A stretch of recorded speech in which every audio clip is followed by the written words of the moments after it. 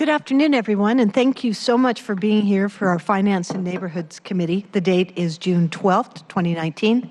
It's a little after 2 p.m. I'm Sally Bagshaw. I chair this committee, and I'm joined by Council President Harrell and Ms. Gonzalez. Thank you for being here. I'm Michael Bryan, who is here primarily to talk with us about sweetened beverage tax. So thank you so much for joining us for the entire meeting. So we've got 3 items on the agenda today. The first is a lease. Thank you to our Seattle Public Utility friends who are here.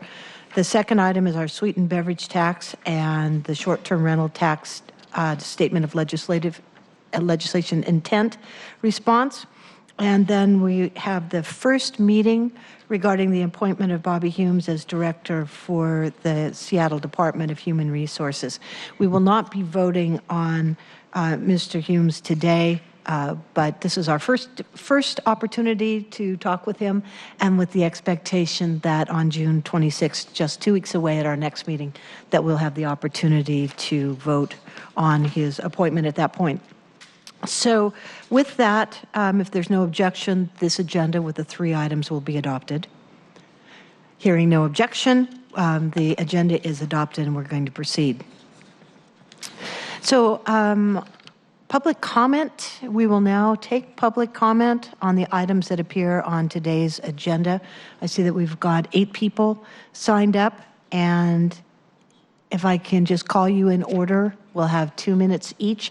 I'll ask you to approach the microphone. Please make sure we have your name and then the item to which you are speaking, and then we'll keep moving and ask you to either line up or be at one of the 2 microphones. So the first one is Lindsay. Second is Jim. Oh, nice to have you here. I know you've done a lot of work for us. And looks like Lika?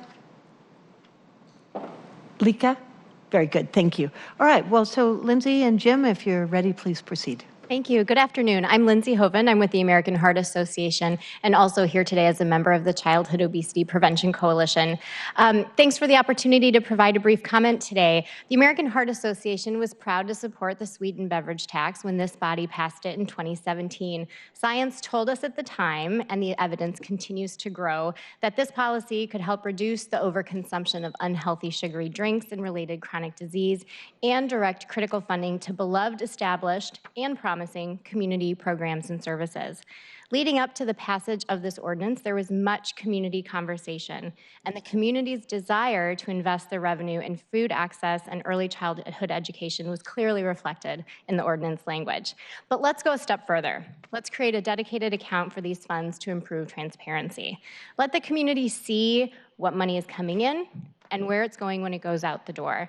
Let's ensure these funds are used for their intended purpose to grow and to expand these these programs and services, so more and more of our friends and neighbors can benefit. And let's not use it simply to supplant underlying funding for existing programs.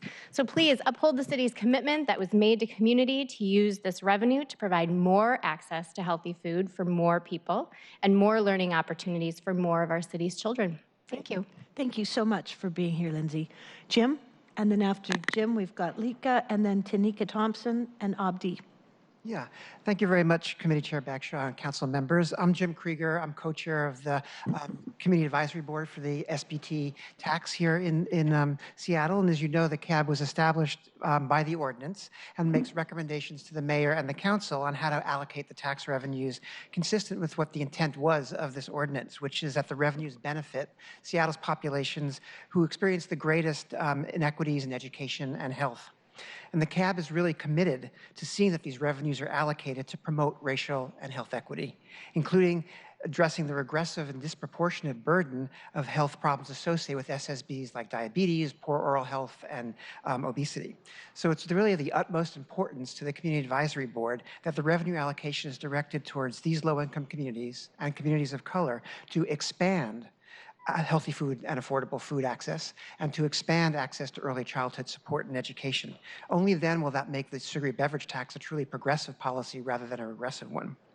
So therefore, the CAB is urging the Council to honor legislative intent to use the SBT revenue solely to expand existing programs, to create new programs, and not use the SBT to supplant existing funding for these programs.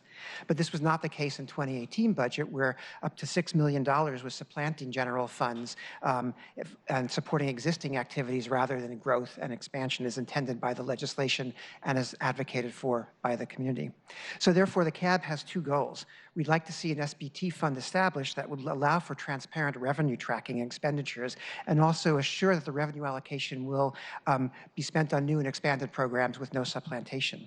We note that the community stakeholders who supported these SBT tax called for these revenues for expanding programs. There's broad community support for transparency in the way the revenues are spent and tracked, and this will allow the CAB to be more effective in performing its duties as well.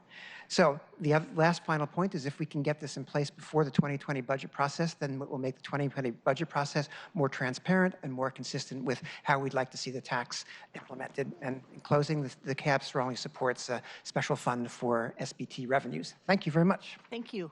And thank you very much for your 2 minutes. And I want to really recognize you, Jim, and Lindsay, both from the Heart Association, for your hard work on this. We know that you've spent untold hours, and your dedication is much appreciated. Next item, Lika, Tanika, and then Abdi. Good afternoon. Thank you so much. My name is Lika Suzumura. I am a registered dietitian, and I sit on the Community Advisory Board on a food access seat, and I'm also part of the executive committee. So I want to thank you for the opportunity to be here and share public comment, specifically about establishing this separate fund for the city budget to track the sugary beverage tax revenue. This is really necessary to have transparency in the collection and investments of the fund from the tax revenue. Ultimately, this separated fund will ensure that the city is upholding the original intent of the tax and investing these funds in an equitable way that will balance the regressive nature of the tax.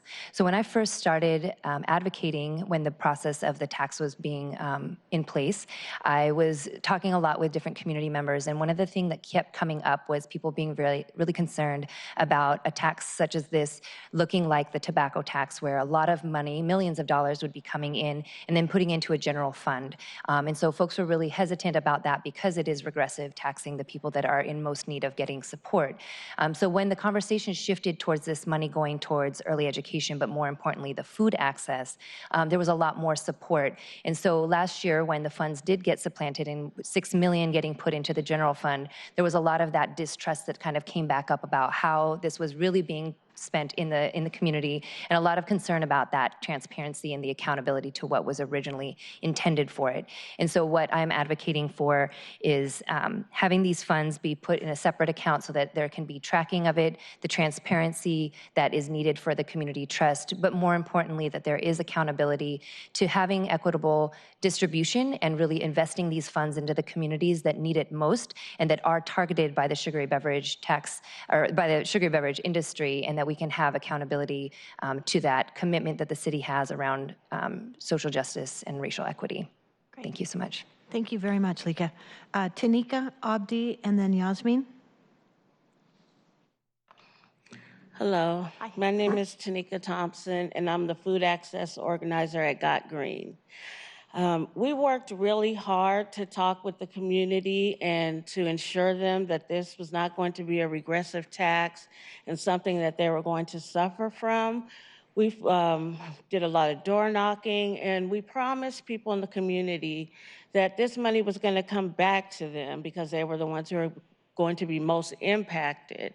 And I kind of feel like I let them down. And that's just because there was money taken away from the tax and put into a general fund. That was exactly what they were concerned about. That's what they said to me. They said, well, will they put them, they're just going to put the money in general funding and do what they want with it. And I told them, no, there's an ordinance that states that there's going to be food security programs, there's going to be education programs. And I tried to break down exactly where all the money was going to go. It's my name that's out there. It's my job's name, God Green. We're out there talking with community members. And so I'm very disappointed that my accountability is not, may not be intact. They may not want to believe me the next time I go out and talk to them. So I too, like the members of the CAB, think that there should be a specific fund to track the money and that it needs to be applied as stated in the ordinance. Thank you. Thank you very much.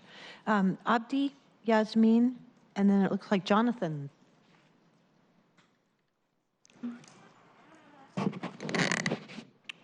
Hi, my name is Abdi Yusuf, and I'm here on behalf of Puchetson Sage. We are aware of the displacement, the mass displacement that is happening in our community, in our city, and how this affects low-income communities of color. We also know the need for a dedicated fund for community-driven development. The need is too great. Last year, we had, I believe, 30 million asks for the EDI, but around 5 million available for it. If anything, what we need is really to increase the fund is available for equitable development and the EDI. We are here to argue you to bring a legislation to this committee to create a dedicated fund for both the EDI and the Sweetened tax, a beverage tax. And if anything, increase what's available for the EDI. Thank you. Thank you. Yasmin? Hi, my name is Yasmin Perez, and I'm a proud member of the EDI Advisory Board. I'm here to affirm that we need a dedicated fund for the EDI initiative and the Sweetened beverage tax to match Council's original intent for those revenue streams. As Abdi mentioned, rapid displacement is happening in our communities, and one of the primary ways that we can prevent displacement is through community-driven development. The Equitable Development Initiative is one of the only tools the city has to address the multiple equity drivers and prevent displacement. There's a deep need for the EDI, so both last year and this year, we have I think over 30 applications this year that are worth over 30 million in asks, and our fund is only $5 million. So we need a lot more funding to support this strategy and to have it be something that can actually work at the scale that is needed. The time is now. We need to ensure that revenue from the short-term rental tax, which Council directed a portion of through ordinance to the EDI, actually funds EDI by placing that revenue in a dedicated fund. This last budget cycle, over 20% of EDI funds were repurposed for other uses, and thankfully the Council replaced those funds for 2019, but we still have $1 million gap in the 2020 budget. We need to resolve this issue now, well in advance of budget deliberations, so Council doesn't have to scramble to backfill the EDI budget. So I'm here to say that one of the first steps to addressing this is to ensure that the revenue for the short-term rental tax that's intended for EDI is placed in a dedicated fund, and we urge you to bring legislation to this committee to create a dedicated fund for both EDI and the Sweetened beverage tax. Thanks. Thank you very much. Jonathan? And then Christopher Williams. You, of course, are welcome to join us at the table, unless you're in the schedule to end. Please, Jonathan, welcome. Good afternoon, council members. I think it was about 2 months ago where we made a presentation to City Council around nonprofits using Samaritan to elevate the outcomes of people experiencing homelessness. 2 quick updates from that time. First, one of the members at the table who is with us, a currently homeless beacon holder, Raven, after 13 years of being on the street, he recently reported back that he had secured full-time work in security, had gotten a bank account, and was saving towards a move-in deposit. So I just wanted to let you guys know about that, which is really exciting for us. Second, DESC, which is, of course, a city-funded shelter, wrote a statement that I'd like to provide you guys, if that's okay, talking about their desire to give more people that they serve access to a Samaritan beacon. So if it's all right, I'll just hand these over to you guys. Yeah, absolutely. And they couldn't be with us today, but they've written a statement for you guys as council. And if any of you are around afterwards and have a moment to chat about what could be done to give potentially 2,000 more people experiencing homelessness access to a Samaritan beacon. Love to talk to you about it. Great. Thank you so much for being here. Mr. Williams? Good afternoon. I'm Christopher Williams, Deputy Superintendent, Seattle Parks, and it's an honor to be here today to speak in favor of Bobby Hume's confirmation as the Seattle Department of Human Services Director. Almost a year ago, I had a chance to hire Bobby as a Parks HR Director out of a fill of several highly qualified candidates. Bobby stood out to me because of his overwhelming enthusiasm, positive energy. Bobby was not only energetic, but I saw him as the type of leader the city should be hiring. He is a next generation leader for our time. I've not only been impressed with Bobby's energy and enthusiasm, but also in his vocabulary and the way he phrases, the phrases he uses to describe the potential we have with city employees. I see Bobby as a leader committed to new solutions for intractable problems. He has street credibility with employees. He's almost an evangelist for the city's race and social justice initiative. I believe Bobby genuinely cares about people and puts human interest above transactional work and bureaucracy. Bobby is a people-centered leader for our time. Bobby not only is enthusiastic and energetic, he is strategic in his thinking, and he has a strong action-oriented bias. He simply gets things done. I'm happy to support Bobby Hume's confirmation as the next director of SDHR. Thank you. Very nice. Thank you. Thank you so much for your words. I know, Allison, you're going to rush right over here and read in the first ordinance, the first item of business, Council Bill 119541. Thank you for taking me up so well. Item number 1, Council Bill 119541.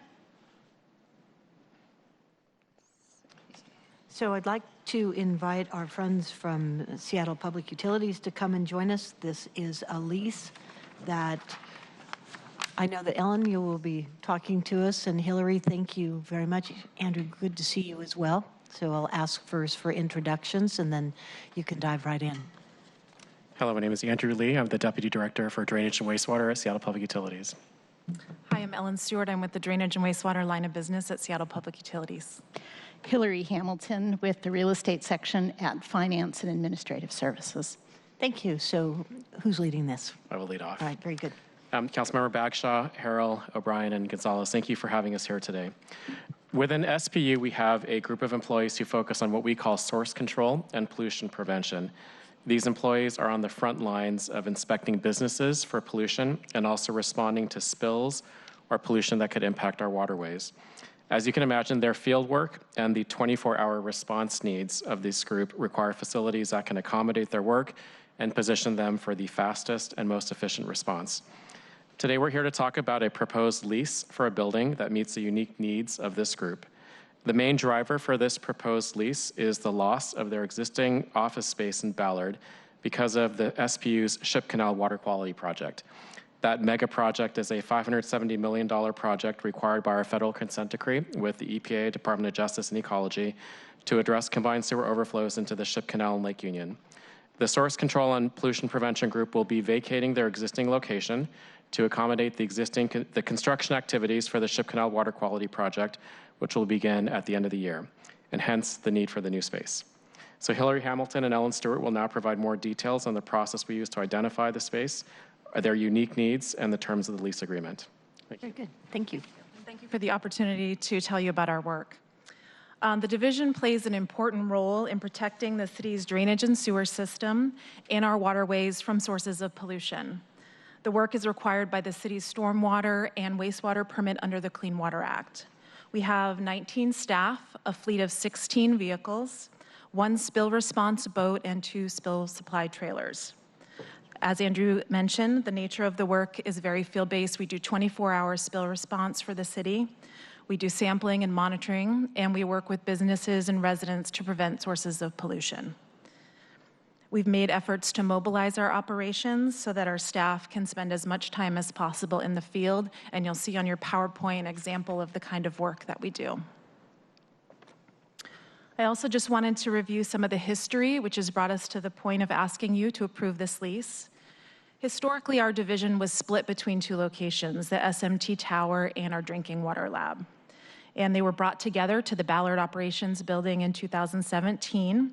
That property was purchased, as Andrew mentioned, as part of our Ship Canal water quality project, and that move was always intended to be a temporary one, as the project and construction staff will occupy that building during construction. And as Andrew also mentioned, it's really that project's schedule that's driving our timeline here, as the contractors will begin to move in January, and every month of delay to that project is about $1.3 million. The team was originally scheduled to move to the SPU South Operations Center in late 2019 with our system maintenance staff. That project has since shifted in scope, and it's no longer feasible for us to be there. Also, that site does not provide the needed boat access and the ability for our citywide spill response, as it was really intended for our South operations crews. So with the change in scope in the fall of 2018, we knew that we needed to move quickly to find a spot and secure a lease. Last winter, we worked with FAS to identify possible sites that met our criteria. We evaluated 15 sites, we visited 4 of them, we reviewed cost proposals for 2, and ultimately chose the Wharf Building as our preferred option. The Wharf Building is located at 4209 21st Avenue West, overlooking Fisherman's Terminal in the Inner Bay neighborhood. It offers the ability to renovate the space to match our unique field needs. It offers an area for locker rooms, equipment repair, lab space. We'll have an area for decontamination for our spill response, laundry, secured parking for all of our 16 city vehicles and our spill response trailers. And we will be able to maintain our boat moorage nearby within 5 minutes drive, which is a covered in-water secure boat storage. So that's important to us. And it allows us to respond very quickly to waterway spills. So overall, we think this is a great match for our team's needs. Very good. Hillary, do you want to dive into the lease terms? Yes. FAS has the primary responsibility for engaging in leasing activities on behalf of itself and other city departments. And we are obliged to bring certain leases to the city council if they exceed 5,000 square feet of office space, if they exceed 5 years, and if they exceed a baseline of rental rate.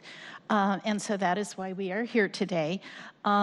The lease with Broadacres LLC that owns the Wharf Building provides about 7,760 square feet of warehouse, locker rooms, and office. So it captures all the criteria that SPU had. It has secure parking and equipment spaces, which is excellent for our city vehicles.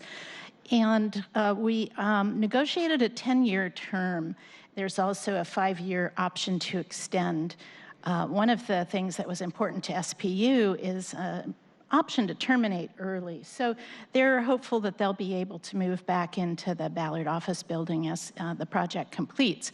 But we've provided a window of opportunity in case there's a desire to do more with that other building or other city needs. One of the advantages here is that the city as an entity is the tenant. And so if we want to take down a little extra space for project staff or other city inspectors, perhaps we'll have the ability to do that under the authorization we've asked you for in the ordinance. The rent is about $38 a square foot. That was comparable with some of the other buildings of a similar type and size, especially when you take into account the fact that base utilities are included in the rent. Also, this landlord did provide about $40 a square foot, or $310,000 in tenant improvements. That will help with some of the specialized need, like the decontamination area and locker rooms and so on. So we feel like it's a good lease. Great.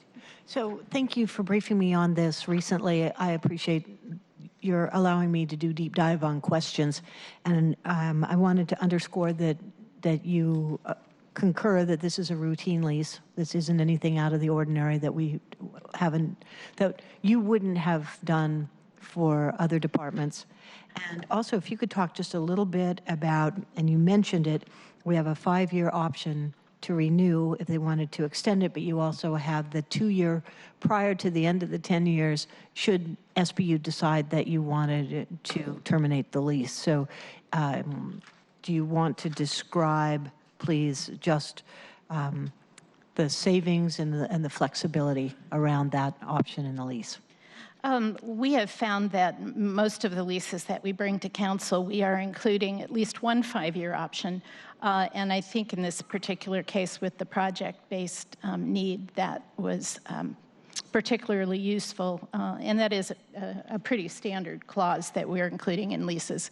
The early termination is slightly different. We have done it before, certainly.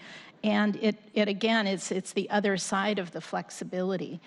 The landlord wished for 10 years, and so rather than negotiate for 8, we went with 10 because then he was more willing to provide the tenant improvements and be able to amortize that, spread out that cost over the lease revenues for 10 years. The city has the ability to give notice at the end of the 8th year, or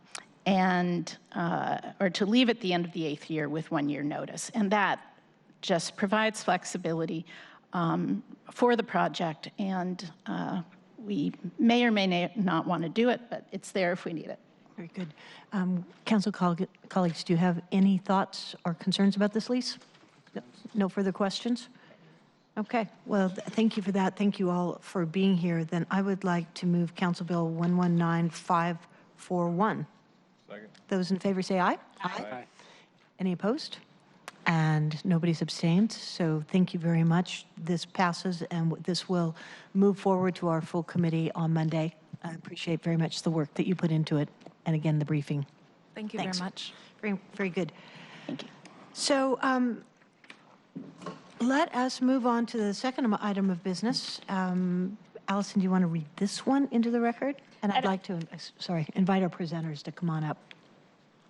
Item number 2, Sweetened Beverage Tax and Short-Term Rental Tax Statement of Legislative Intent Response, briefing and discussion. Very good. Ben, did you want to join us up here? Oh, come on up. Sure. Very good.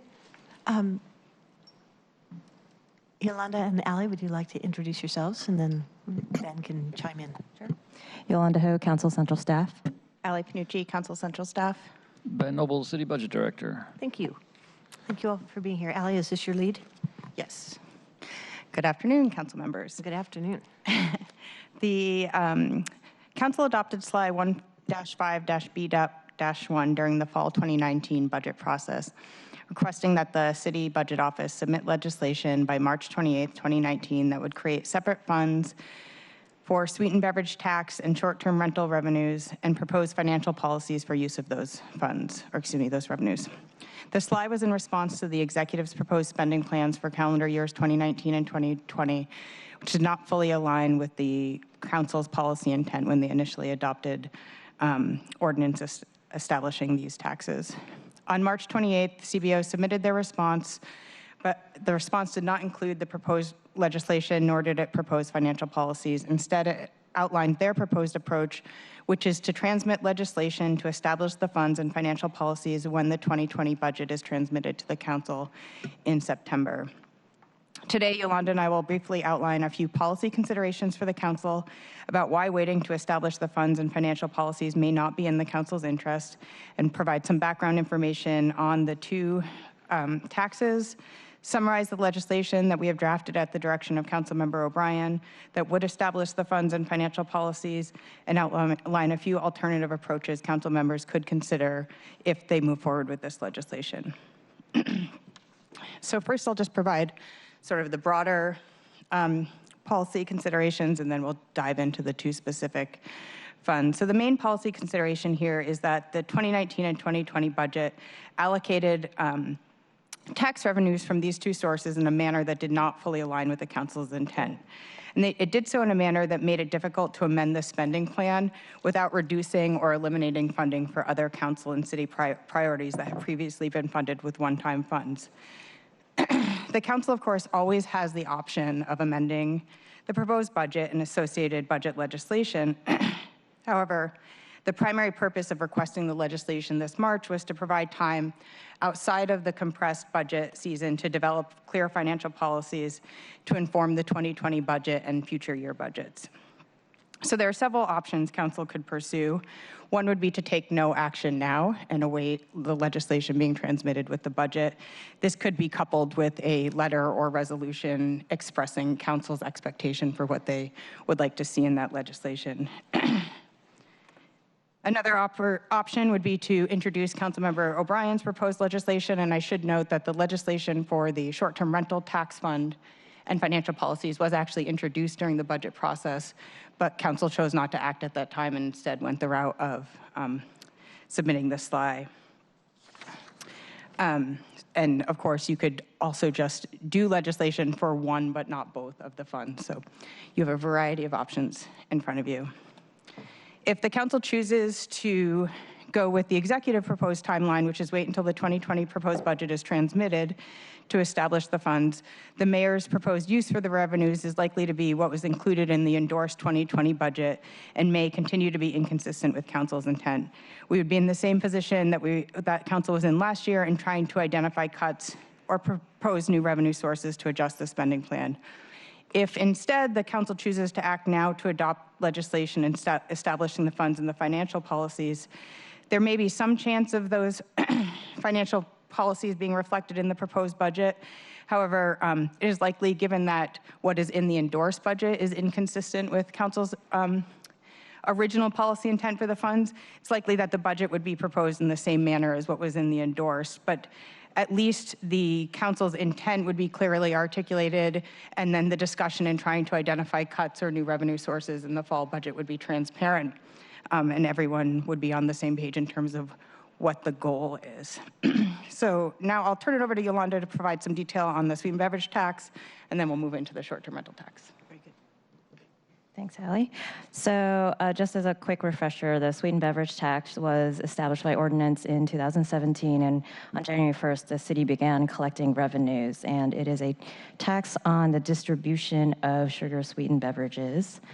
And so the ordinance established financial policies to direct the revenues for specific purposes, some of which are one-time or limited duration expenditures as described in the memo, and others are ongoing, and those are in particular to support the efforts to expand access to healthy and affordable foods, close the food security gap, and promoting healthy food choices, as well as early childhood development and some supporting administrative purpose services of the city. So as Allie just mentioned, the during budget last year, the proposed 2019-2020 budget, so based on the revenue forecast, I should back up a little bit, we had anticipated that the SBT would bring in close to $15 million, but turned out that it actually was bringing in more than that. And so while there had been a spending plan in place for the original estimate, given the additional revenues, what we saw in the budget last year was that approximately $5.7 million of the unanticipated excess revenue was used to supplant general fund for monies for programs administered by the Department of Early Education and Early Learning, Human Services Department, and the Office of Sustainability and Environment, freeing up the general fund for other purposes, which did align with the spending guidance in the ordinance, though was not necessarily in alignment with the intent that these revenues be invested in the expansion of existing programs or creating new programs in accordance with the statute. So instead, some of the money was then used to essentially maintain the same level of spending for programs such as food banks, child care vouchers, and the parent-child home program, which raised concern amongst some stakeholders, including members of the council and the Community Advisory Board. So this is kind of led us to where we are now. And so under the direction of Councilmember O'Brien, we worked on legislation that would establish a fund for SBT revenues and allowing for the kind of tracking of that money separate from the general fund. And in addition to the financial policies that were included in the originating ordinance, what this legislation would do would codify the spending guidance, and so it would be in the Seattle Municipal Code, so for the public to see easily versus looking for the ordinance online, and also would add some additional guidance in that it would require that the excess revenues be used solely for expanding existing programs or creating new programs that align with the SBT spending guidance. So council can consider that as an option, or potentially allowing for more flexibility for allocating excess revenues. For instance, some portion could be appropriated according to the Community Advisory Board identified priorities, another for specific programs such as food banks, and the remainder left to the discretion of the executive. So lots of different options with that. And I'll turn it back to Ali if you have questions. Chair, just to defer to you, should we stop at that on the Sweetened Beverage, or should we go to the short-term rentals second? I just had some questions about the beverage piece. Okay. Talk about this legislation. Okay, so let me just, they're context questions. So when we set up the advisory board, we gave them a discretionary amount. I think it was $2 or $3 million, or I'm making that part up, but something for them to decide where that would go. And in that group, as I recall, there were both food experts, if you will, and some education folks, I think, right? That's correct. Okay.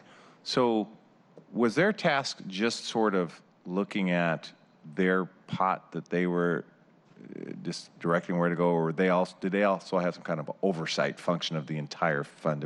I can't recall how we set that up. So in the ordinance, what happened in 2018 was that the Community Advisory Board was, so yes, there was a reserve set aside, and once members were appointed to the Community Advisory Board, they were allowed to kind of allocate those monies as they saw fit. And also their ongoing role is to provide some of the advice and recommendations to the council and the mayor. And so like an oversight function, sort of? Yeah, just kind of recommendations on how money. So what they did last year was provide to the council and the mayor that they wanted like a certain percentage to go to food access, a certain percentage to child development.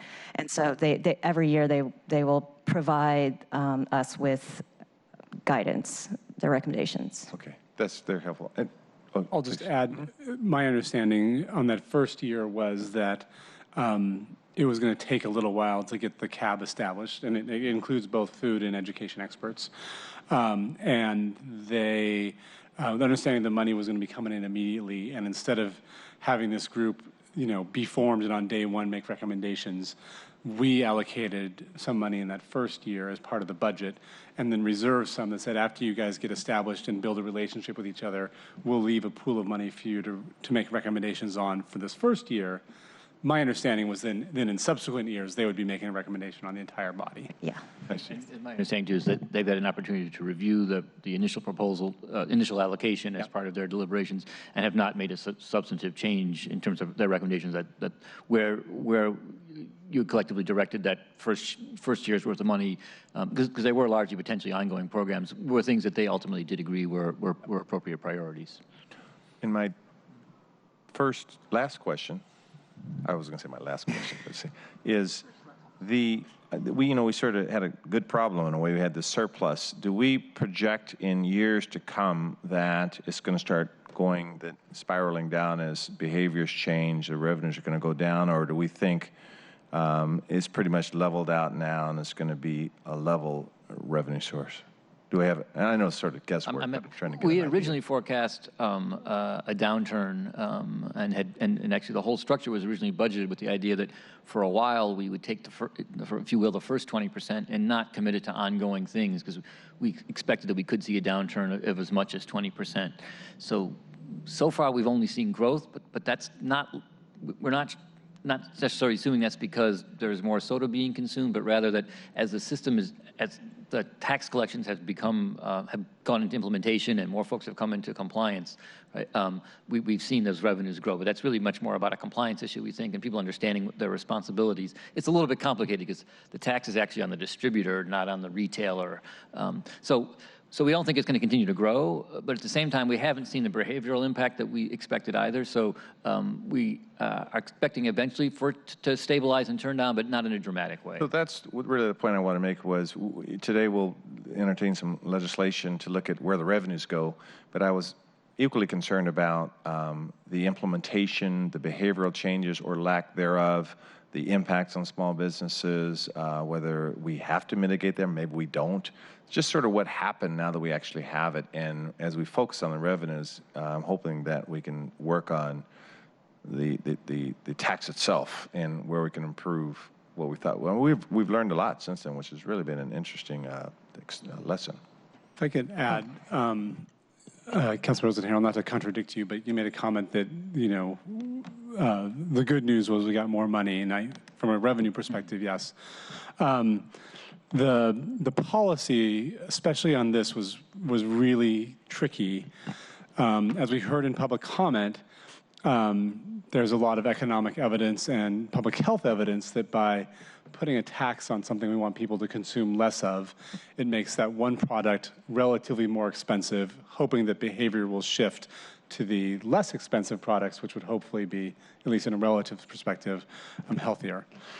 There's also an economic impact that this has an income effect on people and essentially makes them poorer, either because people don't have choices or it's still not enough to offset it, or for whatever reasons, maybe significant millions of dollars that are spent on marketing to certain populations that they'll continue to consume and just be poor. And that, to the extent that we collected $8 million that we know is a disproportionate tax, and it falls disproportionately on lower income and communities of color, a good thing from revenue for the city. It's really a bad thing from my perspective in that we are impacting certain communities more than we thought we were. And so I have discomfort about this tax in general, just because when we're looking at our race and social justice goals, a disproportionate tax would normally be something we wouldn't want to do.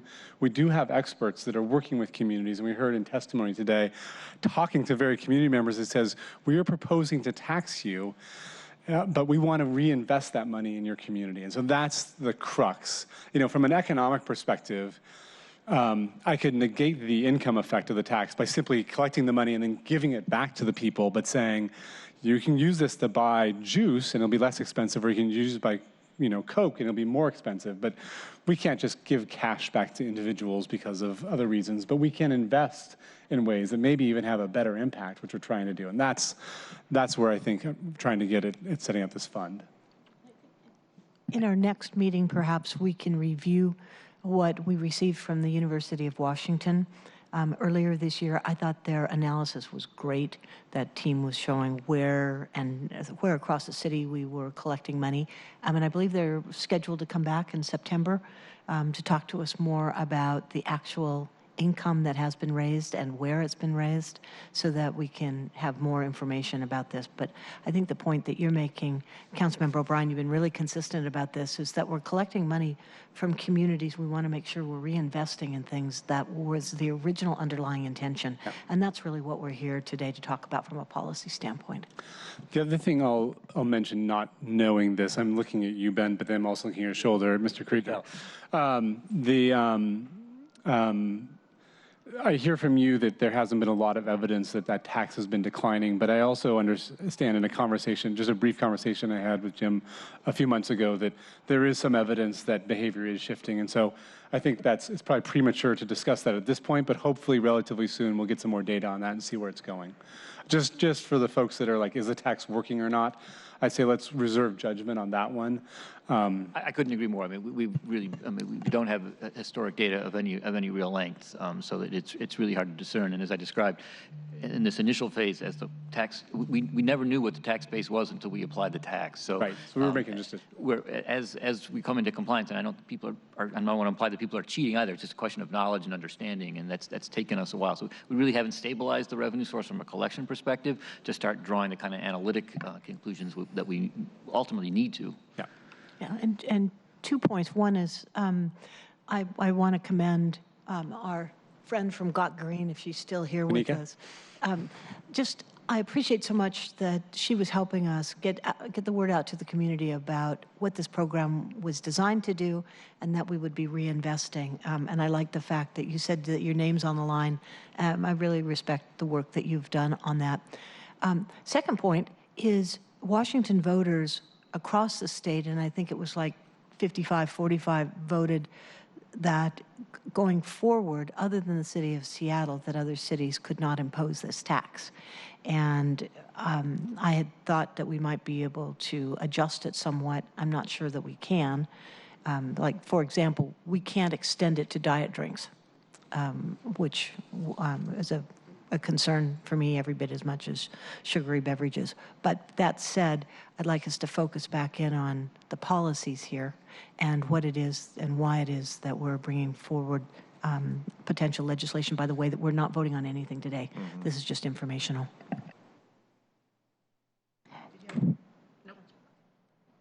And I will just add one more thing about the Community Advisory Board also is responsible for publishing an annual report on the tax and programs funded by it. And that is expected to be completed either by the end of this month or early next month. So that could be another additional point for adding to the discussion. Great. Thank you. Great. I'll move on to the short-term rental tax. Okay. Any other questions on this point? Okay. Thank you. So just as way of some background, the short-term rental tax has a little bit more of a bumpy path. In 2017, the council adopted a local per-night tax on each short-term rental operator in Seattle. The primary goal for this tax, or the intent for creating this new revenue source, was to create an ongoing source of revenue for grants provided through the city's Equitable Development Initiative program that would, at minimum, provide $5 million for grants to communities annually, and then anything above $5 million to provide funding for new affordable housing projects, or to be used to pay the debt service on bonds issued to develop new affordable housing. The legislation outlined the council's intent for use of those funds in the manner I just suggested: the first $5 million for EDI grants, the next $2 million for investments in affordable housing, and then anything above that could be split between both the non-housing and housing portions of equitable development projects. Following adoption of the local tax, the state adopted a tax on short-term rentals with information in that legislation that if the city repealed their local tax, any tax revenue generated from the state tax in the city of Seattle would be directed to the city. And that was rather than a per-night tax, was based on the cost of the rental, and so it was more equitable, and frankly, then the city didn't have to implement a new tax. So the city repealed the new local tax with the intent that the tax revenue generated from that source would be directed in the same manner as was described in the local ordinance. The state bill was less specific about the funding. It directed money for use for community-initiated equitable development projects as well as affordable housing, but was not as prescriptive as the local ordinance. The spending plan in the 2019 and 2020 budget supported several council priorities, broadly speaking, related to affordable housing and equitable development. However, it used revenues to support staff in the Office of Planning and Community Development and consultant resources for the Equitable Development Program, rather than providing a full $5 million in grants to the community, and to support existing supportive housing programs and the Seattle Rental Housing Assistance Pilot, rather than investments in new affordable housing projects.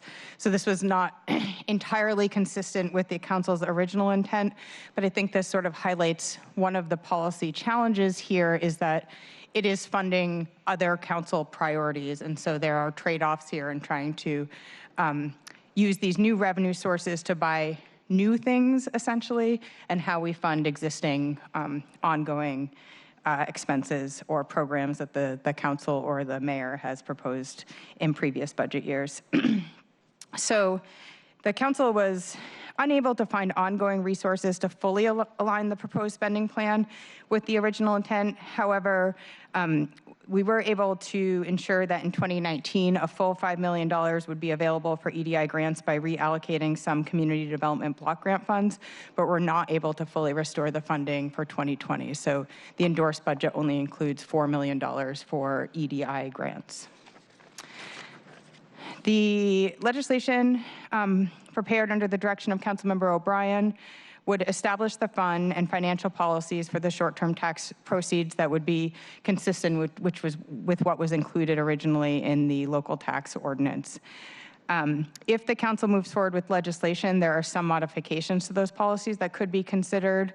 One change would be, rather than allocating the first $5 million to EDI, you could consider directing the first $2.2 million to pay the debt service on bonds that have already been issued for affordable housing projects. At this stage, I think it is looking like we will have more than $2.2 million coming in from short-term rental tax revenue, but in the event in some years, if revenues were lower, it would ensure that we're first paying our debt service prior to issuing grants.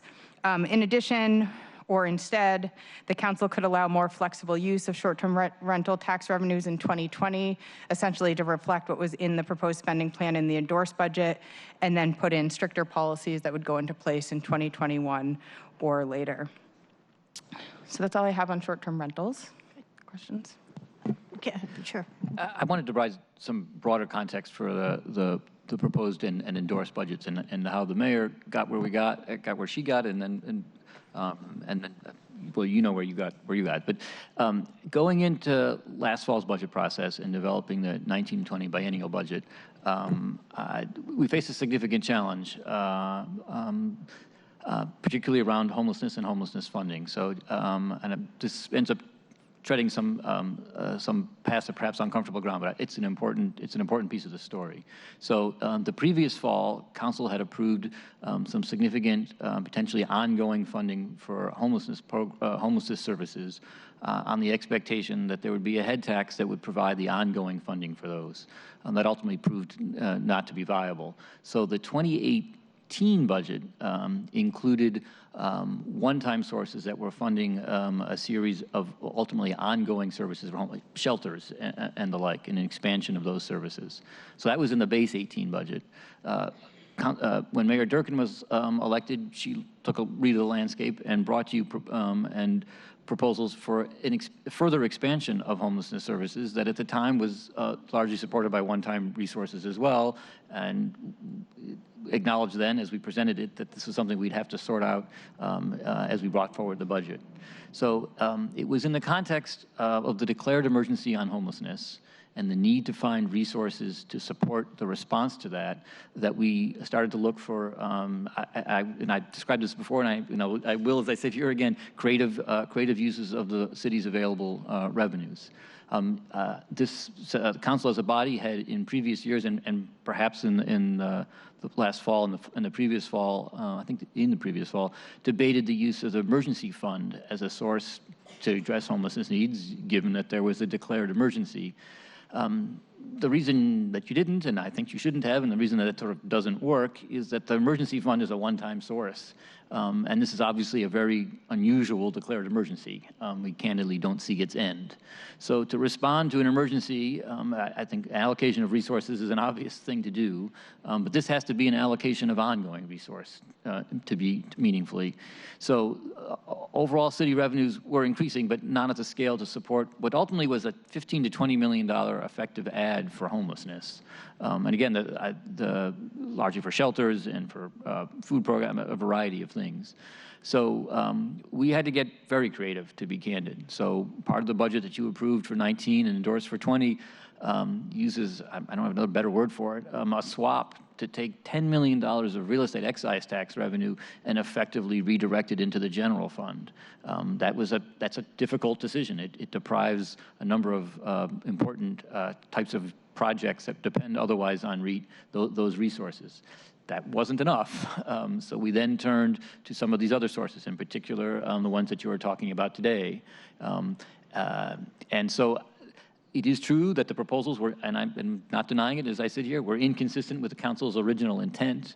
When that original intent was developed, you didn't know this financial situation you were going to be in, that the head tax would not prove to be a viable funding alternative. So given that the circumstances has changed, it didn't seem unreasonable that the potential uses of the money, uncomfortable as it might be. And to be clear, I know a regressive tax source when I see it, and we're staring straight at one. So this is not the way you want to be raising revenue just to raise revenue. It's designed to achieve other goals. So I just couldn't agree more on that point. But again, we needed an ongoing source. You have, for the first 5 years that I was budget director, at least 4, we have asked general fund departments for reductions. And every year we've gotten a list of those things, and in an entirely transparent and an appropriate way, we have transferred that list to you once we've had a shot at it ourselves. And this is not a critique, because we rejected the cuts as well, but you didn't pick any of them up either. So I say that as I deliver the next line, it's instructive to me, if not painful for all of us, that as you went through the process last fall, that you weren't able to find alternative revenue sources to support these ongoing activities. I don't think they easily exist. I don't think the cuts that would need to be made are obviously on the table without cutting services that support those in need, or a variety of city services. I mean, obvious one, police and fire account for 40+% of the general fund. Fire is not shrinking, and nor is police from a cost perspective and variety of other, So there isn't somewhere obvious. So it's instructive to me, and I hope it's instructive to you, that you see that wasn't easy, and that you weren't actually able to do it. And I'm not surprised, because I wasn't able to do it either. Not that you're not better than me, but just like it is that hard. So what I worry about from your perspective as well as my own is that if you establish these policies without knowing what the implications are, that you will potentially regret them. And that, again, in the context of the emergency that we are living in now, that bending some of your broader policy objectives to meet this other overriding need is where we are. And that's how we got where we are. And these are your judgments, not mine, but I think that context and the real rock and hard place challenge you face is relevant. I really appreciate your comments there, Ben. I don't know if Councilmember O'Brien wants to chime in, but this is a concern every year, and as the Finance and Budget Chair coming up, I'm really concerned about decisions that we make now and how they might limit choices that we may want to take in October. But recognizing that, I think we pretty much know what the revenue sources are. We may not know exactly the dollar amounts, but the goal to find additional revenue sources to support some of the things that many of us want, including the good work that you're talking about right here. How do we take the sugary beverage tax and the taxes that come from other legislation that we're looking at potentially today. But then also thinking, if I can just insert this, that we're talking about adding some additional funding for human services providers.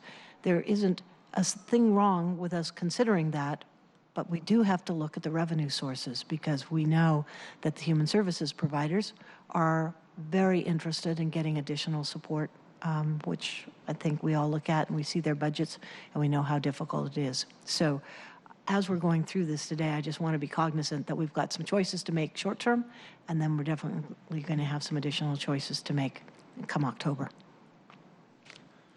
So I appreciate you laying out the challenges there, and you and I have talked and agree on the challenges, disagree on the policy outcome. The challenge for me, there's two separate issues here before us, because there's two separate taxes and they're distinct. I want to focus on the sweetened beverage tax first, because the decision of who's paying that tax is a really important one for me. And acknowledging that everything Ben said is there's a bunch of important things in the budget that are council priorities that we chose not to defund. I still cannot I cannot support a tax that's disproportionate on these communities to fund those needs. If those needs are priorities for us, and I think they are, we should find a tax source that is more progressive than that. And there are other tax sources. There aren't a lot of great options. We've used a number of them, but the sweetened beverage tax didn't exist a couple years ago.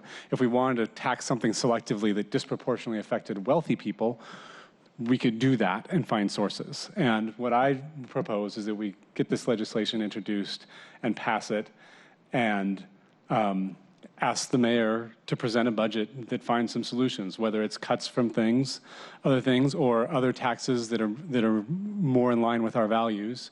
And then we'll have to struggle with whatever we get, because it won't be easy. But I personally can't support this continuing the way it is. Can I ask a question about that point? Because I know you well enough to know you. I just want to understand something. So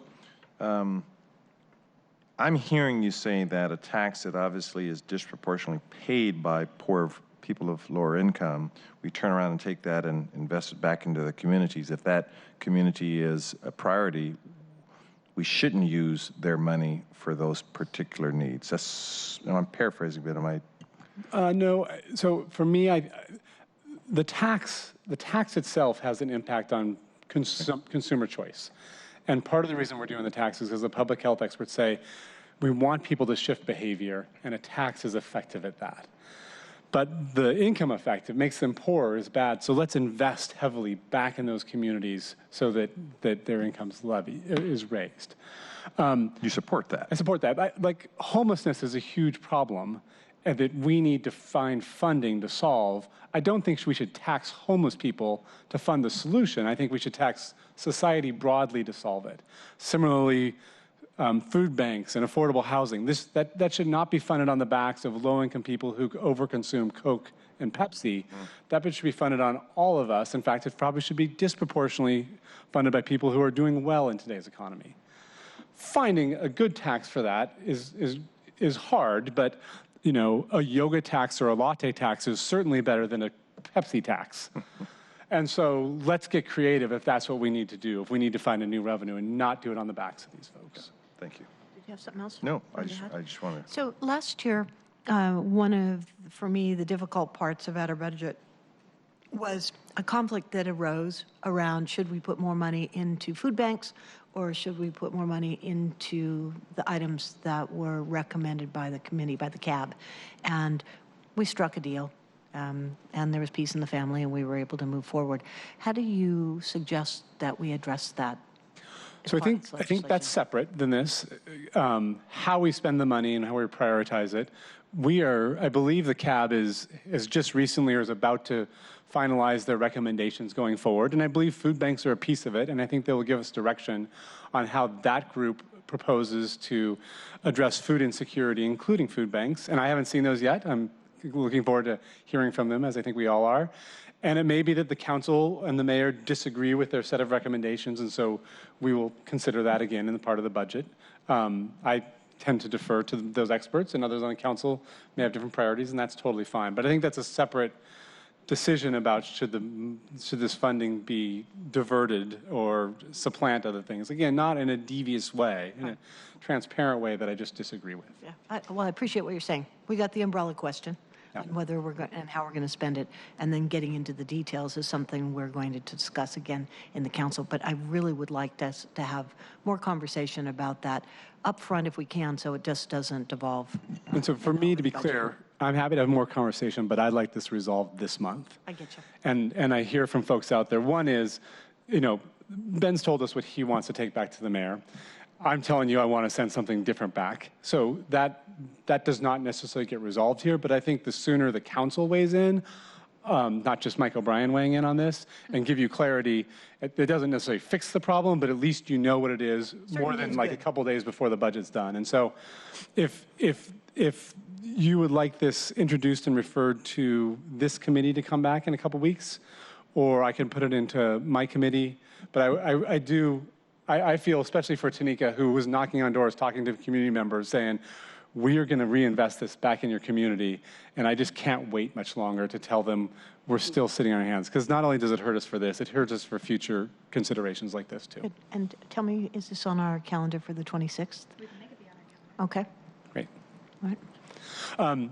That was largely about the Sweetened Beverage tax. I want to just, the Equitable Development Initiative and the short-term rental is a different beast. The folks that are being taxed, it's not a disproportional tax like this. It's largely tourists from out of town, and who bears the cost and all that stuff is probably a little more complex, whether it's the property owner or the guest visiting, but some mix of those folks are paying it. And so I have less concern about that. I do feel that the EDI investments are a high priority, and I think it's consistent with our investments, both in broadly the displacement that's happening. And the distinction that I believe happened last year that we corrected was between $4 million and $5 million being invested in EDI projects. And the endorsed budget for next year has only $4 million being invested, whereas community, the commitment we previously made was $5 million. That's a $1 million gap, which is still a big gap, but not as big as what we're dealing with in the Sweetened Beverage tax. I do think that when we hear of 30 projects, the vast majority of projects I think that we would all like to fund for anti-displacement work is really important. Some of those projects line up with our affordable housing investments too. Some of them are completely independent of affordable housing projects. That does raise to the level for me that it's a priority. It's a different dynamic, and so we're talking about similar tools for these, and so I think talking about at the same time is important, but the driving factor behind them is slightly different for me. Do we know what the revenue coming in is in this year? Is there more expected in our short-term rental tax than? No, at this stage, we only have a quarter's worth of data. We're actually resolving some accounting issues. I think we've resolved them. So for the first quarter, we have one data point. It works out to about the $10 million that we had anticipated. So on the short-term rental and the use of the revenues, even within the context of what you've proposed, one thing I would note is it talks about the monies being used for the grants. I think it's important to recognize that as part of the equitable development process, staff support to the capacity building of the agencies that could be applying for the grants is integral to the program. You could do it with a general fund subsidy, but general fund contribution is. But I think it's to distinguish the grants from that capacity building is in some ways to misunderstand the program. And I don't mean to lecture you. I think it's. I mean, an example is a neighborhood matching fund. I mean, I think the staff support and the dollars out the door are all practically 50-50, and that's not wrong. It's because in order to do that kind of work, so I think a slightly broader definition of what constitutes the program might be meaningful and useful. That's fair, and I think the challenge was that we had previously been funding staff work out of general fund money, and when this pool came along, the community expectation was $5 million, and when they saw that there was some plantation. But we could do that, and we might say, let's do $6 million for EDI and $1 million that I can go to grants, but that doesn't solve the problem, but it's fair to say that the staff work is important work to the community. I agree with that. I think my sense is we're learning that ever more, actually, is that the capacity building side is an ever larger, ever more important part of the program, which speaks to equitable development at its core, that the communities, for historic reasons of institutional racism and oppression, have really not built their communities to a place where they can engage in the kind of standard grant making that we do. So anyway, I've come to learn myself more about that in terms of and the reality of it. Right. So I should say in closing, before we go to the next agenda item, thank you, Councilmember Bryan, for your leadership on both of these issues, your commitment. I've worked side by side you on these issues, and so I look forward to making sure we are protecting the communities that are near and dear to us and those folks that that are being taxed, but we're trying to help and get back into the community. So we're going to be all over that and the short-term rentals as well. I'm glad you recognize that a lot of more affluent people are playing a role in that. So, sorry. Go ahead. I would have a request, I suspect, but don't know, on behalf of the mayor. Which is, as the council moves forward with this side of the recommendation, saying that this is how you'd like the funds directed, it seems reasonable then to also signal to the mayor how you would like that met. So if, in fact, there are tax proposals that you think are reasonable, because I've explored progressive tax opportunities, then they are limited. Or alternatively, from the funding general fund side, what are the priorities that you see as the lower hanging fruit? Because otherwise, this is a one-sided policy recommendation that doesn't own the other side. And as I've said in a somewhat joking but honestly serious matter, the budget's not a competitive sport. I mean, we're actually looking for your direction and advice. I mean, so to offer the spending side without some acknowledgement of the other side isn't really meaningful direction at some level. So it's a sincere request to understand if we're going to reprioritize this money, then what are we going to unprioritize? Or what new revenue are we going to use, would you propose to use? I'm open to that request. I do think we were pretty clear initially. I get that if our projection was 22 million instead of 17 or 14 million, we wouldn't be in this place. Maybe, or maybe we would. You were also clear that you were going to have a head tax, and we haven't. So, like, I mean, I'm sorry, but there are. We could go into that with the mayor and her role to help us with that, and so I don't think that's me productive here. So. Yeah. So I think we should move on. Council President Harrell, did you have anything you wanted to end with? Well, I'll look at the tape. I understood some of your points, but I didn't feel good. Let me finish, Ben. It didn't feel good on my end because at the end of the day, we have our priorities. We're trying to fund them, and the mayor is the executive, and she could understand our priorities if we are prioritizing poor people in this sense, and we have other police and fire issues. That's quite frankly her job. I mean, so I completely agree. What I'm describing is that the 2020 endorsed budget you voted and endorsed. The overall revenue forecast hasn't meaningfully changed. So if we're going to redirect these resources away from where they're proposed in the endorsed 2020 budget, something has to fill their place, and that is either a reduction somewhere else. So your priorities, you endorsed the 2020 budget. Those were the last expression of your budget priorities. This is a change to those, and you're absolutely positioned to make that. I'm not. But if it's half the recommendation and not the other half, it leaves us guessing, leaves the mayor guessing as to where you would have us meet that challenge. That's all I was intending. Yeah. Well, I think this is a great beginning conversation. We will continue. We'll plan it on the 26th. Great. Thank you very much, Councilmember O'Brien, for being here and joining us. Thank you, Ali and Yolanda, for your good work.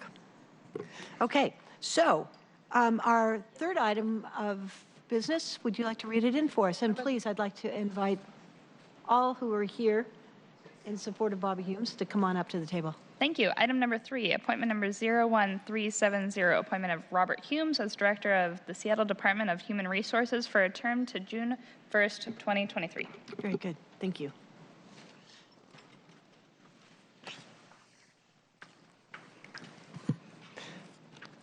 Excellent to have you three gentlemen here with us. Mr. Robert Humes, would you like to introduce yourself first? Never heard you called anything but Bobby. Yes. Bobby Humes, please.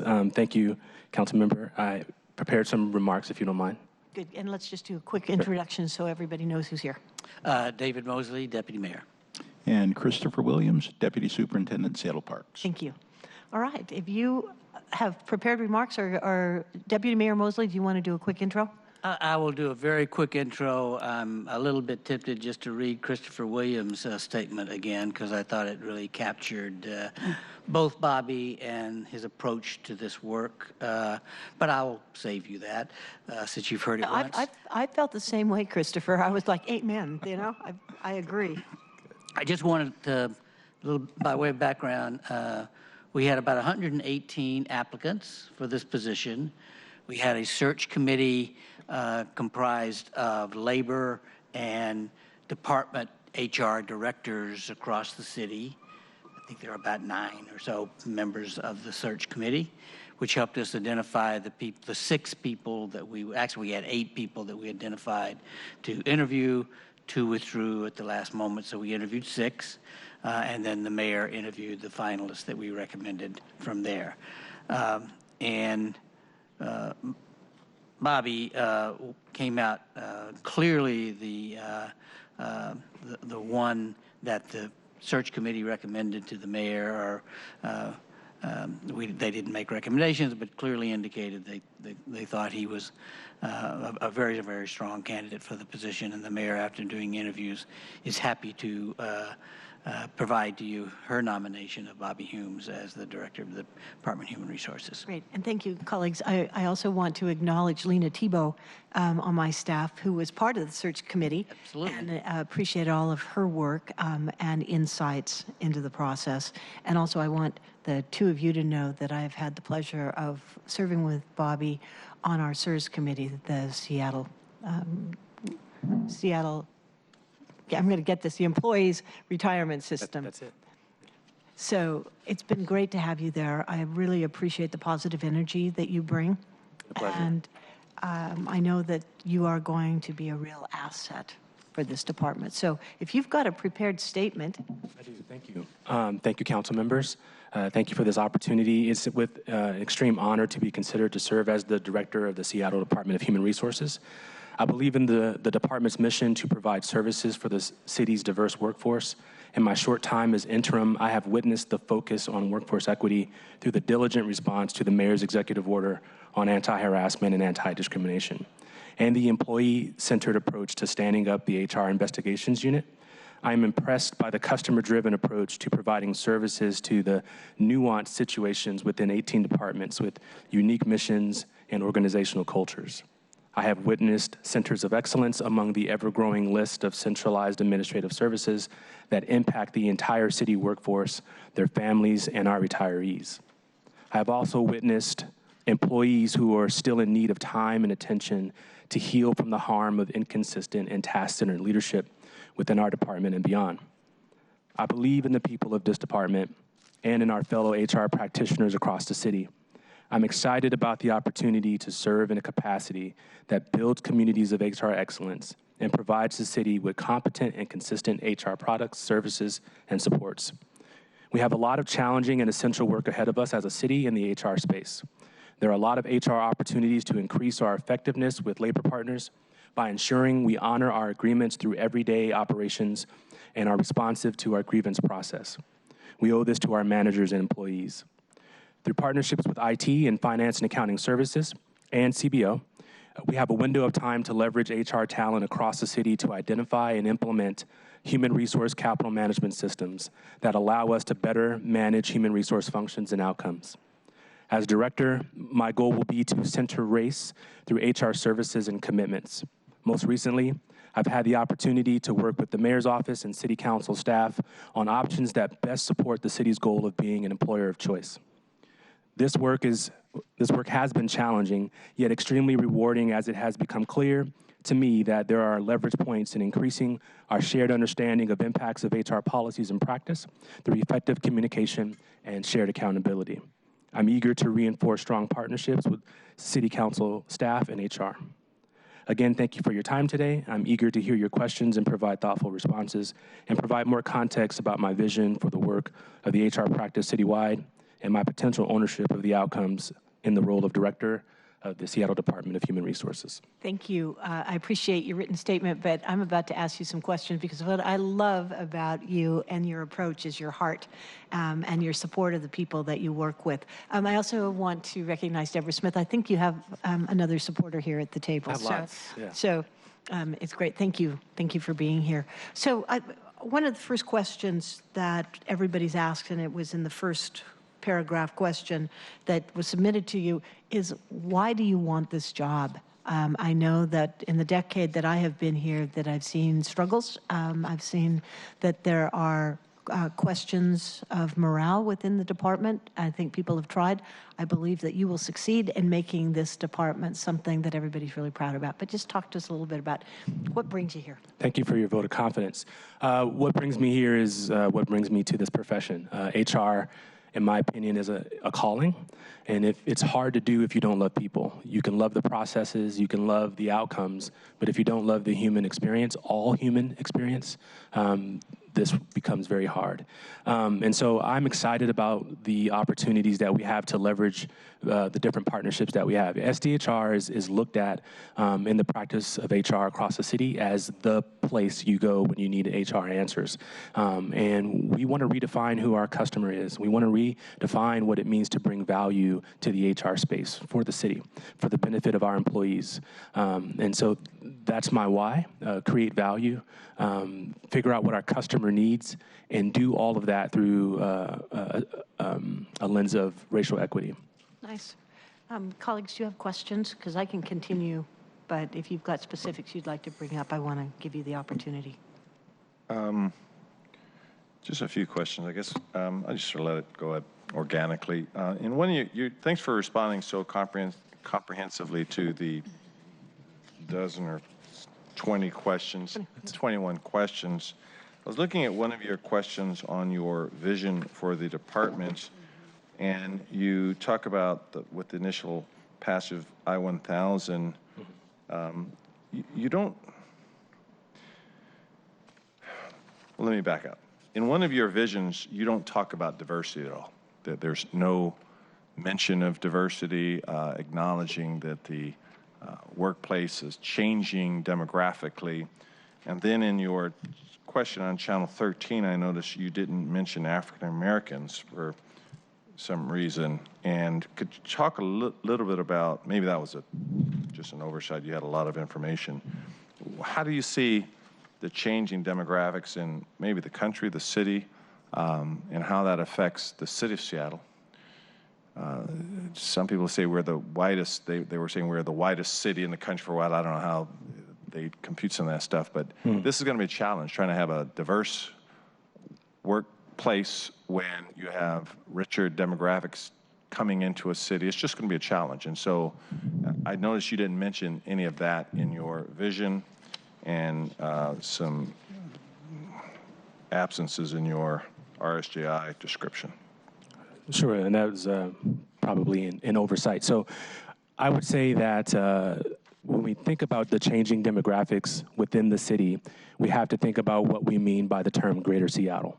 And we have to understand that the forces that are shaping or redefining or reshaping what it means to be a part of the city are also the challenges that we have in identifying what we mean by demographics.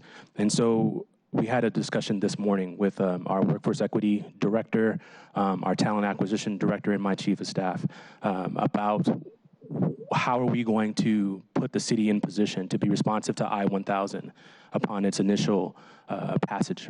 And what that means is that we have to have a fundamental conversation about data and defining what our scope of human information we're going to leverage in order to tell a compelling story about our value in creating more diverse organizations.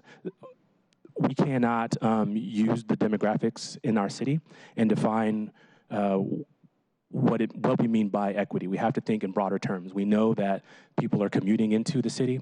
We know that we must redefine our talent acquisition practices in order to ensure that the people of the city of Seattle who work in the city of Seattle represent the large swath of people who may not live here, but definitely work here. And so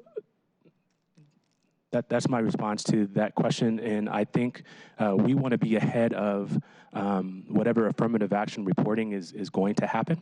And so we have a plan in place to bring our larger organizations together. Deborah, you're just hearing this for the first time. But to bring our larger organizations to the table together with us to help us define these things. We don't want to define them on our own and then create a compliance-driven methodology. We want to have shared value in our approach to having an approach to equity that is centered around the greater Seattle definition and what that means to all of us. So just thanks for that response. So earlier you talked about the 18 departments that you sort of deal with, and I'm a little confused on this, that like we have our small HR department in our department, and many departments have their HR, but your human resources, like like police and fire, they're sort of the big departments. They are. You interface with them a lot too. I mean, I mean, you're new to the job, so I'll just ask the deputy mayor. What role does SDHR play in the large departments like police and fire in terms of recruiting? And because we have a huge challenge with diverse recruiting in some of these departments, and so do they handle that themselves, or will this be under Bobby's purview? The recruitment, particularly in police and fire, are in those departments. You're absolutely correct that they do coordinate with SDHR as a part of that. I think the 18 departments that Bobby was referring to were the smaller, the mid-sized and smaller departments that that SDHR provides the direct human services services to, whereas the larger departments like City Light and Parks and others do have their own human resources staff, but that is done in coordination with city HR. That's done with the coordinators. Okay, because because it goes back to my earlier point, is what I was hoping to see in the vision, which I just noticed wasn't in there, was we've had some issues on this as a city. I'll take some ownership as well. We as a city, in terms of our recruiting, our apprenticeship, our poor diversity in some of our apprenticeship programs, it's just a big issue we've been to contend with. I know Councilman Gonzalez put a lot of energy behind this as well. And I was hoping to hear almost a champion on some of these issues coming from your spot. And when I see a vision that doesn't even mention that, I get concerned. Not that you're not an outstanding candidate, but it just bears some mentioning that I saw that. And then when I coupled that with, you were talking about the initial passage of I-100, and you talk about you'll fostering relationships with every group in there without African Americans. I was thinking, how do we miss that one? That specific line was in reference to the opportunity areas that we have not, we do not have stated strategies around those population groups. If you read our workforce equity plan, you will see that in all the other areas we have a targeted recruitment plan for other population groups, and we have extreme deficits there. And so there's no strategy for those groups, and that's where that comes from. I would also say that I am a proponent of the different avenues by which people enter employment into the city. And so that's definitely a part of my being. That's part of who I am. Understood. Thank you, sir. Councilmember Gonzalez? I have a question that dovetails to that last answer that I've been itching to ask. So in the context of creating pathways for careers at the city of Seattle, I think that's something that we could do much better as a whole. And as I think about this concept of a centralized HR versus a decentralized HR, I mean, I think it's fair to say that we have a fairly hybrid system currently where there are some inherent systemic inequities associated with that hybrid, because a lot of the larger well-resourced and funded departments have the ability to hire their own HR and sort of do what they want to do the way they want to do it, while some of the other smaller, mid-sized agencies have to really rely on HR delivering the services in a manner that's consistent with their agency's culture. And that's also impacted by the amount of resources or morale issues that might exist at central HR. And so I think that makes it really difficult for mid-sized and smaller agencies to get a really responsive reaction from central HR on really critical issues on really critical hiring issues that they care about. So one example of a pathway to a career at the city that we don't talk a lot about is the opportunity to do work study and internships at the city. And we at the legislative department have our own HR department, and we really utilize and value and have integrated work study interns into many of our offices' hiring practices. I think most of our council offices have interns, as well as some of our administrative offices. And I've recently heard from some smaller, mid-sized departments that they have an interest in diversifying their workforce and in creating opportunities for younger folks to consider careers in public service and in departments and agencies that might otherwise be inaccessible to them, whether it be environment or land use or, community development, right, line workers. Line workers is a little different because that's an apprenticeship program, but when we're talking about work study internship, I think there's a great opportunity to create pathways for careers, whether it's here at the city or just building their resume to be able to land somewhere upon graduation from university.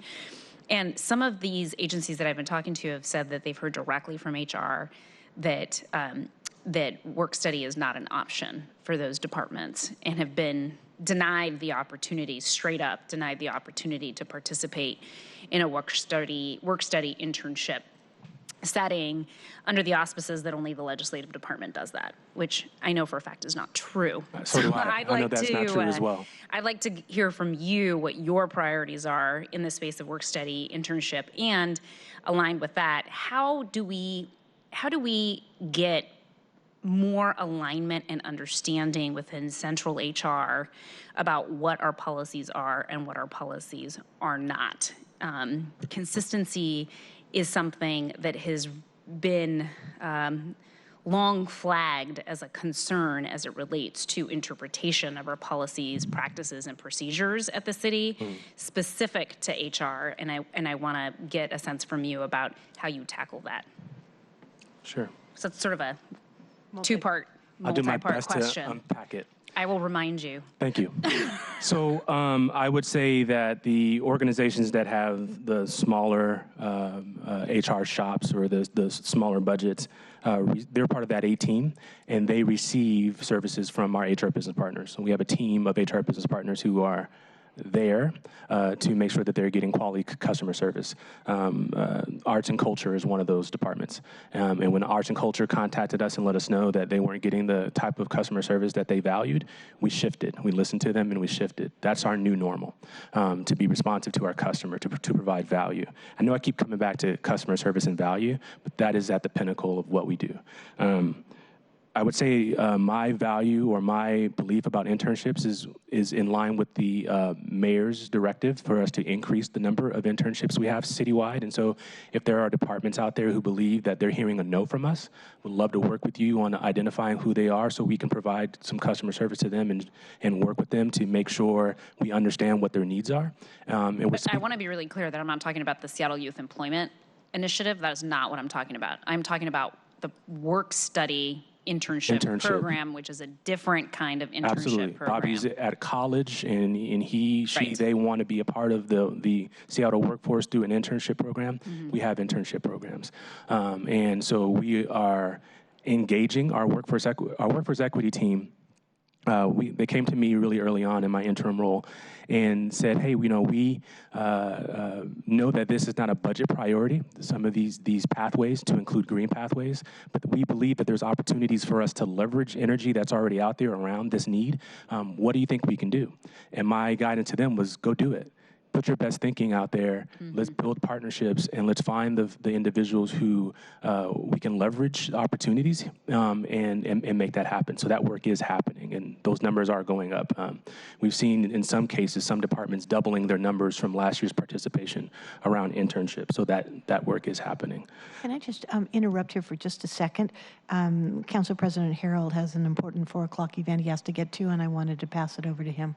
I just wanted to say, I'm sorry I can't stay for it's my wife's birthday. That's great. I'm sitting there writing the card. I'm supposed to meet her at 4 o'clock. I'm trying to keep this thing going here. So after 30 years. So I mistimed my time, I guarantee. So I'll thank you for this, and I'll watch the rest on TV, so I have to excuse myself. We'd love to talk to you more about my view on diversity and inclusion. And he and I happy birthday to Joanne. Yes. And he and I spent a goodly amount of time talking about this. I know you'll be impressed with his responses. Take care of the birthday. Yes. Very good. Thank you. Continue. I apologize. The second part of your question was, how do we become more aligned with our HR policies and practices? I think that's the crux of that. And I would say that we have a charge that came from the mayor's office to provide more consistent and competent HR services, products, and supports. That means that while Deborah's team has a lot of opportunity to be creative because of maybe the resources they're able to leverage, because I would say everyone has constrained budgets. No one's, has a money tree. And so where there's leverage points for people to do or for teams to do different things, how can we leverage those into pilot opportunities so we can understand how things might work across our enterprise and then scale those things to fit into the nuanced nature of different business lines. So what may work for SPU, we know may not work for parks, but what can we learn from what we pilot at SPU and then have that be adopted and scaled across the enterprise. We're doing that right now with the alternative work arrangements project that was piloted during the period of maximum constraint. Showed some great numbers. We hit our goals plus, and now there's an opportunity for us to think about equity in that program and also think about how, and when I say equity, I mean racial equity, and I'm talking about those who we know work in our communities, who mow our lawns and take care of our green spaces, those folks who don't work in offices. How do we leverage their opportunities into having 410s or 980s, and what might that look like? And so SPU is partnering, Seattle City Light is partnering with us to pilot that moving forward. Then it becomes adoption. It's not just, we all do it the same, but how do we measure the fact that we're doing it the same? And I think that's our department's role. I believe that SDHR's role is to audit what we implement citywide to make sure that it stays consistent. When it comes to policy, we are looked at on the HR. I get emails a lot about, there's a policy implication to a decision, and per ordinance, it lands on my desk. I don't just want to make yes or no decisions. I want to understand the clients, going back to customer service. I want to understand what their needs are based on how they're asking me to think about the policy outcomes. And then I bring my team so we make sure that there's precedence, because I haven't been here as long as some of them have, and I want to honor their wisdom in looking at some of these policy outcomes. So in response to your question, I'm thinking about consistency, approachability, and then communication. So when we make a decision that goes outside of precedence or establishes a new precedence, how do we communicate with labor to make sure that they know that maybe that's a one-time decision to go outside precedence, or maybe it's something that we now think about differently. And then how do we share that with our business partners? And so it's not a perfect system. There's some we could talk for hours about how you use shared governance to make sure that people have the same shared outcomes and same motivations around how we look at policy. But those are some ways that I think about it. Nice. I think Mr. Williams had a comment. Yes, I just wanted to add to Bobby's comments that through partnership with SDHR, the Mayor's Office, we have increased our number of college internships in the Park Department. Last year we had 0. This year we're going to have about 20 to 25.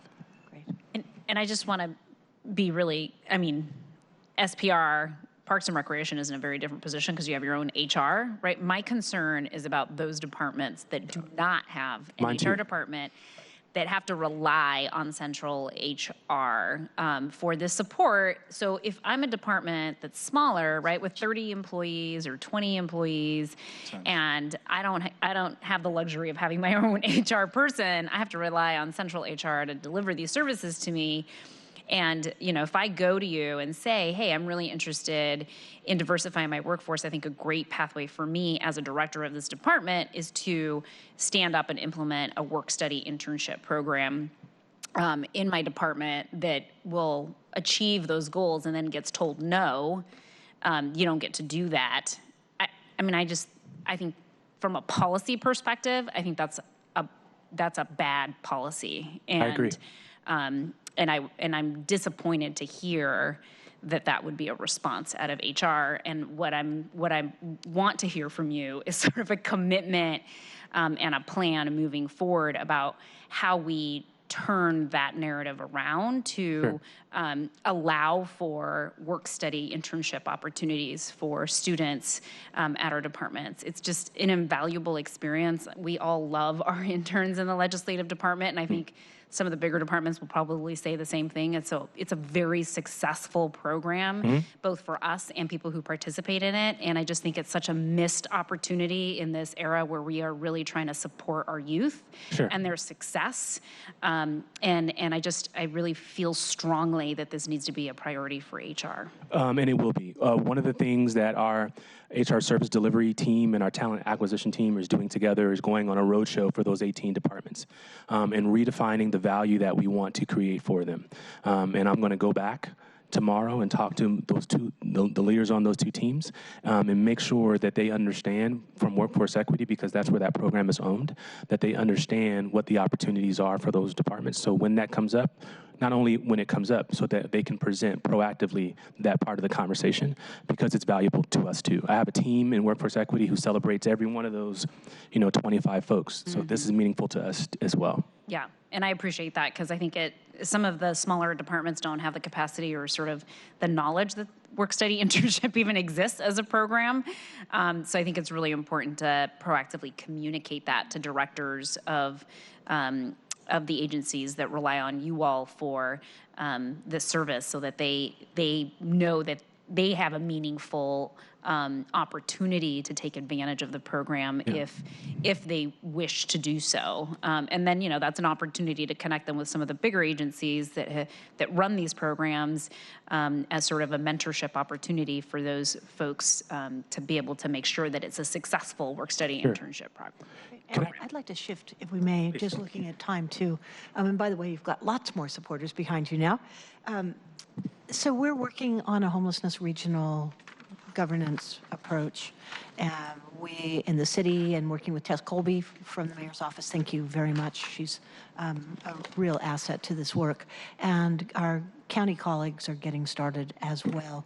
And it's going to have an impact. It'll have an impact on our Human Services Department and others. And I'm wondering, what's your approach going to be? How do you see your human resources getting engaged and being involved? Absolutely. That's a great question. Thank you. I would say that any employee that's impacted by that valuable work that we're moving forward is a customer. And I know I'm back there again. And because they're a customer, we have an inherent responsibility to make sure that they transition healthy and well, and they understand if there's any newness to their job, what that is, if there's any training that needs to happen, that we leverage that. And so it's our role to be, we may not be the lead in that project, but we are a part of the caring and feeding of those employees that may be impacted by that change. And we have a team of folks. One of the individuals, I'll call him out, Michael South, he was a part of the aquarium when we did the same thing with the aquarium. So he has that institutional knowledge about what the impacts of a change like this can be. And so we're going to use good lessons learned from that experience and make sure that we communicate with labor and make sure that we're just a good partner for HSD. And so for their HR staff, for Jason's success, and for the overall success of this partnership between us and our partners. Very nice. I think one of the things that you mentioned yesterday that impressed me was your willingness to work with each individual who could potentially be impacted. Absolutely. And could you describe that? Because I think that, to me, that spoke volumes as to how you will be approaching this and to solve it for everyone that is involved. Sure, thank you for that.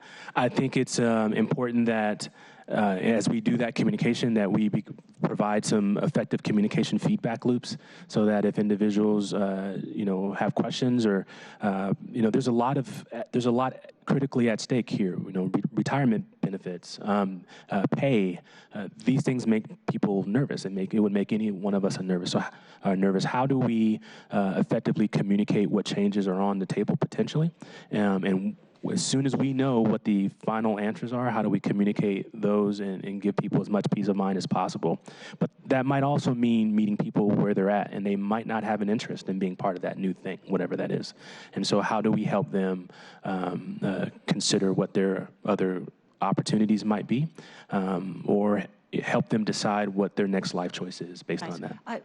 I appreciate that very much and want to reflect something that you said to me yesterday, which was, we know that individuals are worried about their jobs. They're worried about whatever their retirement is, what the system looks like, what their seniority is. And I appreciated your commitment to be working with the individuals up front. Right now, we don't know what it's going to look like. We are months away from knowing.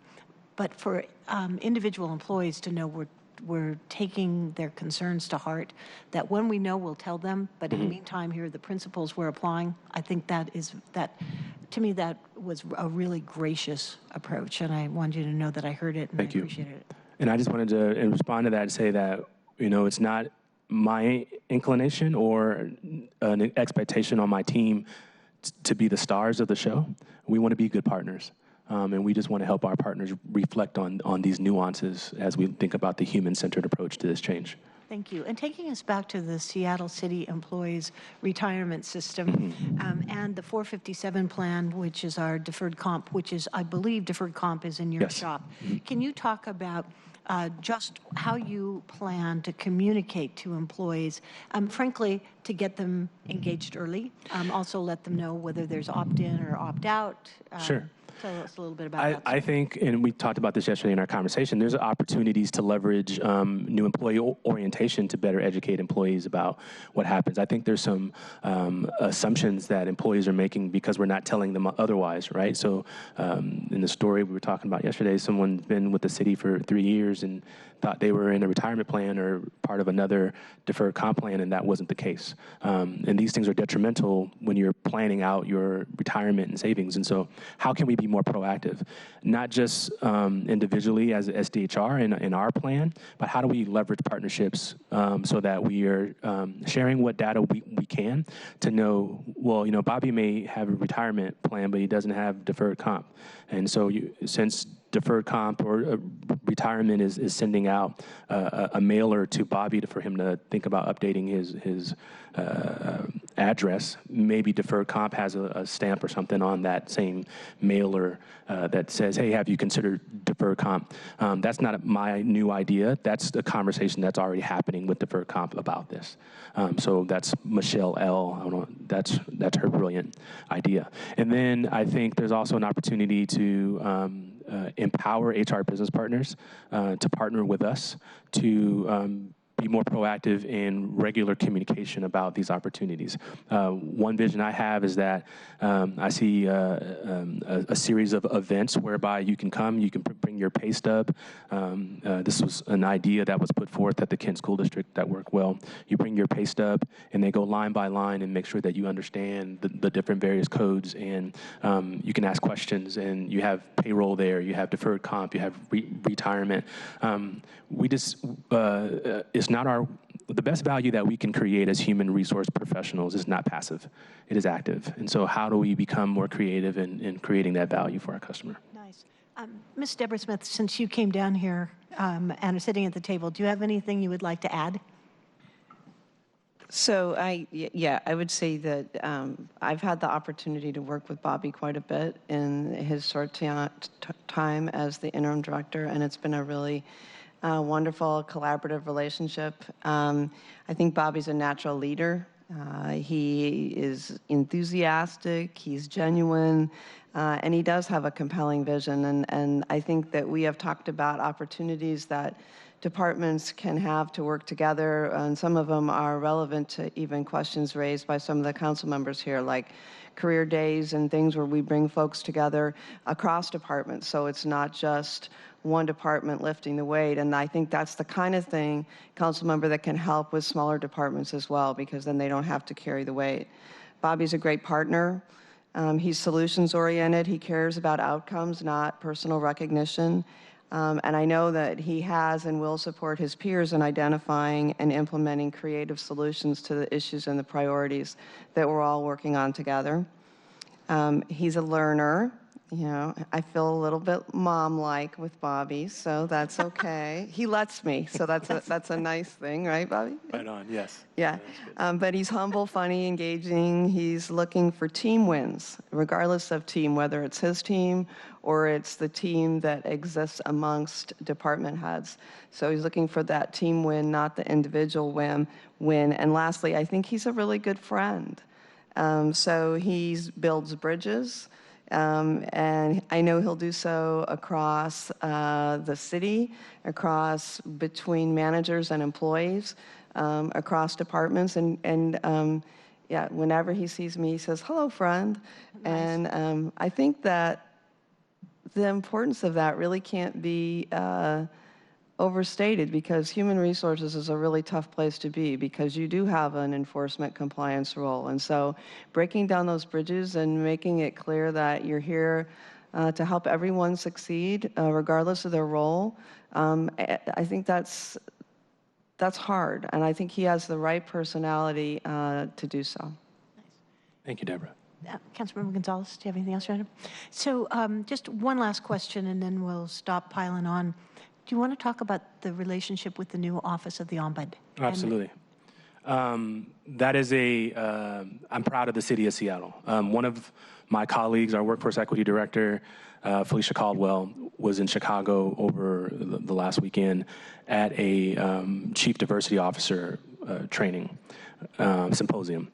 And her feedback was where Seattle is, and we're nowhere near perfect, but where we are in terms of creating a responsive employee support system is head and shoulders above cities our size.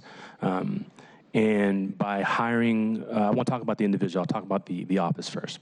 So the Office of Employee Ombudsman is needed. I support it 100%. I support its independence, and I also support whatever partnership we can leverage together. To me, that still remains to be fully fleshed out. We are working and have been working with the Office of the Employee Ombudsman to do all the back-end personnel things. We want to make sure that we're providing them customer service and value, right? And making sure that they have good onboarding and that they're a strong team from the functional practice of how you bring in new folks and stand up a new office. And the benefit of it is Dr. Amara Khan, who is a friend. I mean, I was in the hiring process when she was selected, and it was we met a lot of people, we were introduced to a lot of people, but her authenticity, her focus on the human-centered design of the work she gets to do, she made me want this job more, right? So that's just the ability to work with her and Steve Zwerin, our new HR investigations unit director. There's a great opportunity for us, and we're going to build that out together. What's most important to me is honoring the IDT's recommendation that office be independent. Not only on its face, but in its processes. So she's not accountable to me. I'm not accountable to her, but we're partners. I take that back. I am accountable to her. If she brings something to my attention that critically impacts our employees, we will respond. And I can go on and on about her and my optimism for that office, but I'm very proud of the city of Seattle for having that office. Thank you. So anything else, Deputy Mayor Mosley, that you'd like to close out? No, thank you very much for the time you've provided us today. That's good. Well, I appreciate the fact that your colleagues are here to support you both at the table and in the audience. And we'll have another chance to talk on our next meeting, which is June 26th. And at that point, it will be up for discussion and possible vote. Thank you. Thank you so much for coming. All right. For the good of the order, thank you all. And this meeting's adjourned.